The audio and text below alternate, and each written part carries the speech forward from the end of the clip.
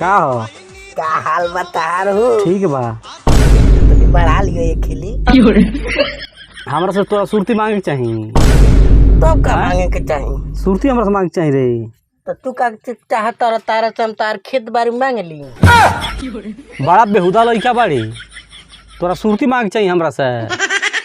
अरे देखनी है सुरती बनावत तारो तो रहल ना गइल ह। लइका है तनी दे द। देख बाबू, सुरती उरती ना मांगल जाला। सुरती हमरा से मांग के देखइबे, हम तोरा का सुरती देम तो जुग जमाना ऐसन बा, का लोग कही जे हमरा लइकवा का बिगाड़ा तारे।